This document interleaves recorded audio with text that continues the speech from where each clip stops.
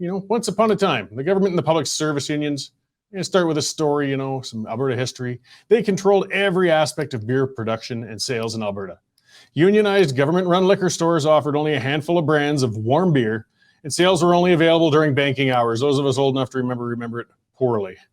Breweries were unionized, as were the trucking companies delivering the beer to the stores, which were unionized as well. That meant that pretty much every summer, one of those unions would go on strike, and there'd be a beer shortage in the province. I remember the massive lineups outside liquor stores as people would clean them out in anticipation of strikes.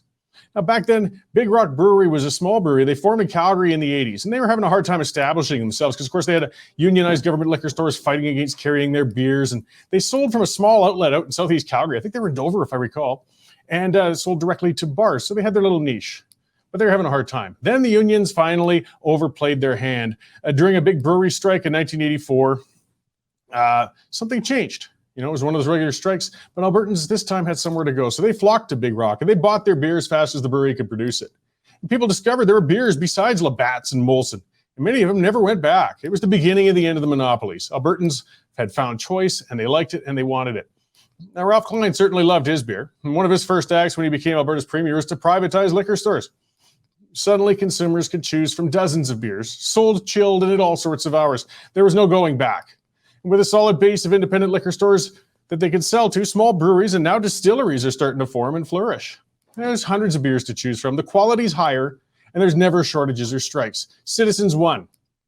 Now, getting more domestic, or I should say contemporary, the Canadian Union of Public Employees overplayed their hand when they held Ontario parents hostage with outrageous demands for a double-digit raise for education workers as the nation's creeping towards a recession. Tired citizens and parents whose children had already had their education disrupted by 2 years of pandemic lockdowns called on Premier Doug Ford to intervene. Ford unfortunately responded with a hammer and overplayed his hand by preemptively invoking the notwithstanding clause so he could violate the charter and try and force the education workers back to their jobs. CUPE went on an illegal strike, and within days, Ford blinked and backed off. So who won in all these games? Now, that's hard to say. But the clear losers, though, are the students. Students across Canada are going to continue to lose due to a lack of choice in schools. And I mean, sure, there's some private schools out there and charter schools, but for the most part, the government has a monopoly on providing education, and it's all unionized. When there's a lack of choice and when consumers can't vote with their feet or wallets, the consumers will always lose. And quality and stability of product will suffer. Education is a product, and students are the consumers.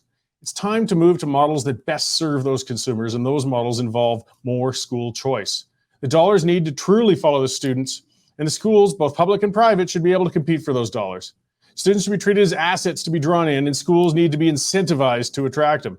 Union-based pay scales protect teachers who are mailing it in while pursuing a pension, while underpaying some of the exceptional teachers who give it all they have.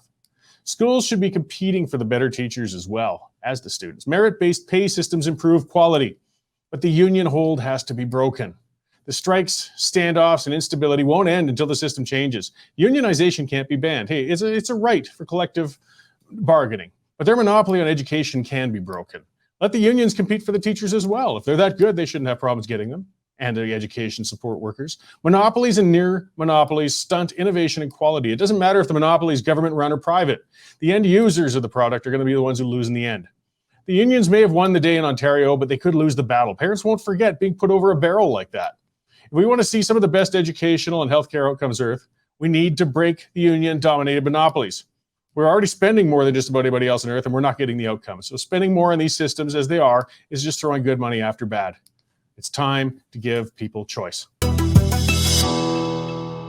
current Lethbridge feed grain prices are as follows. Cash barley is at $4.53, feed wheat's at $4.70, and corn's also sitting at $4.70 per metric ton.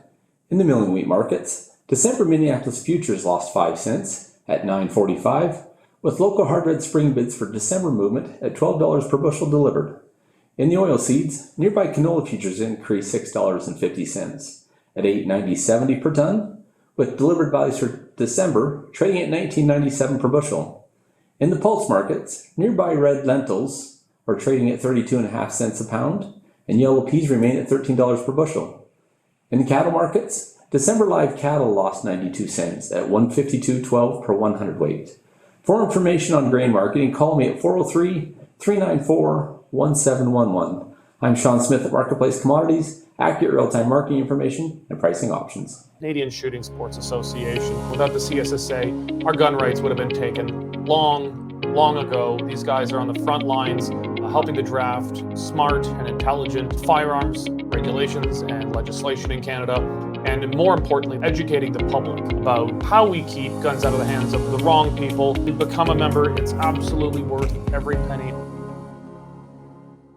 You can become a Western Standard member for just $10 a month or $99 a year for unlimited access